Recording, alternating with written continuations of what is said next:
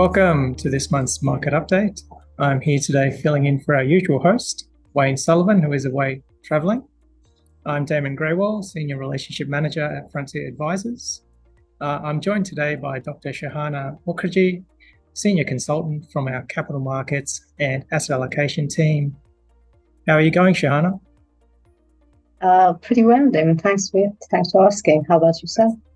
Not too bad. And certainly as the world continues to watch an unfolding humanitarian crisis in the Middle East, elongated Russia-Ukraine conflict that continues to underpin a world that seems harder to see a clear path forward. Supply chains do appear to be waning, but regardless, inflation seems to continue to be an issue. Can you take us through some of the highlights over the month? Sure.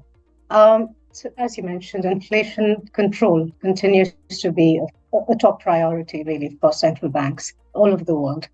And inflation is moderating across most developed markets. But what we continue to see is that the speed of adjustment has varied across a number of these markets. For example, in the US, annual inflation slowed to 3.2% in October as a lot of that pressure on energy prices eased. And more recently, the CPI prints coming out of Europe have also largely surprised on the upside. In fact, Eurozone inflation in November was down to 2.4%, which was nearly the lowest in almost 2 years. And in similar lines, we've seen inflation in the UK decline a fair bit. It eased to around 4.8%, once again aided by that drop in energy prices around October, but also the fact that we saw some softening in broad-based price pressures. Now, in comparison to these markets, inflation in Australia is also moderating, and we saw the annual rate ease to around 4.9% in October. Of course, if you just look at the annual inflation rate across these 4 or 5 major markets, it does appear to be higher here in Australia, but it is also to note that inflation did peak later in the cycle here in Australia compared to the US. And just looking at some of the key drivers, of course, services, and in particular, very strong rental growth continues to be a key driver of the headline rate, particularly here in Australia with the past few quarters. That's very interesting, Shahana. So just curious, how do these numbers impact the outlook for monetary policy? Now, most central banks have maintained restrictive monetary policy settings for well over a year. In fact, most central banks started tightening around mid of 2022. So we're looking at almost 1.5 years of quite significant tightening.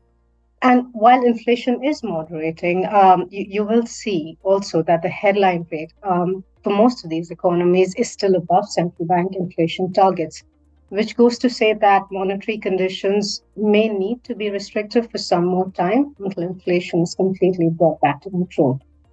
Now, having said that, policy rates were increased quite significantly, and so central banks are conscious of the extent of tightening delivered, but they're also conscious of the significant lags involved in policy transmission, which can and usually does vary across a lot of these economies. Now, in addition to targeting and explicitly targeting inflation, how some of the other segments of the economy respond to or adjust to materially higher interest rates will be just as important in determining or setting future monetary policy. Now, here in Australia, what we've seen is that while consumption growth has slowed and is slowing, the demand for services has still relatively held up. And at the same time, we've seen house prices continue to increase despite meaningfully higher mortgage rates. Now, some of these factors were certainly considered when the Reserve Bank of Australia raised the cash rate back in November by 25 basis points. This was a deviation from the central bank's approach, which was essentially a 4-month pause prior to that. And one of the reasons essentially quoted was that the central bank and the board essentially saw the pressures from rising house prices, strong rental growth, some of the services components as likely being some of the risks which could keep inflation beyond and well above the 2% to 3% target range for longer. And essentially, from a policy perspective, as high rates flow through the economy, central banks will likely want to see inflation consistently decline over the next few months and at the same time stabilize around target rates. but they will also likely want to see this happen alongside a certain degree of moderation in economic activity before they gain that kind of confidence to bring an end to the hiking cycle.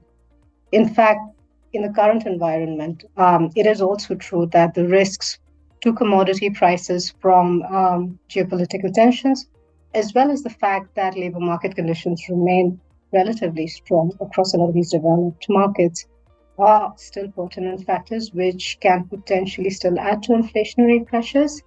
And so, for these reasons, central banks are likely to retain a hawkish stance in the short term. Now, having said that, the progress in controlling inflation, particularly the more recent CPI prints that we just spoke about, as well as some of the more recent jobs market data coming out of the US, has built investor confidence. And we see some of that change being reflected in market pricing.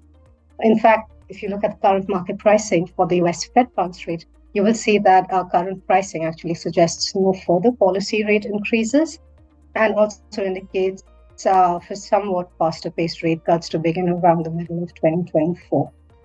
Now, as for the cash rate, the RBA did leave the cash rate unchanged at 4.35% in this week's meeting, and market pricing for the cash rate, in fact, indicates a terminal rate of around 4.4%, and that the RBA will likely switch to cutting rates somewhere around the middle of 2024.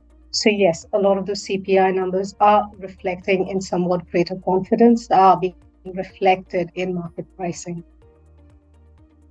That's very interesting, and I'm sure our viewers will really appreciate the depth of insights on inflation that were covered this month. Thank you so much for the update, Shahana, and thank you for watching the Monthly Market Update.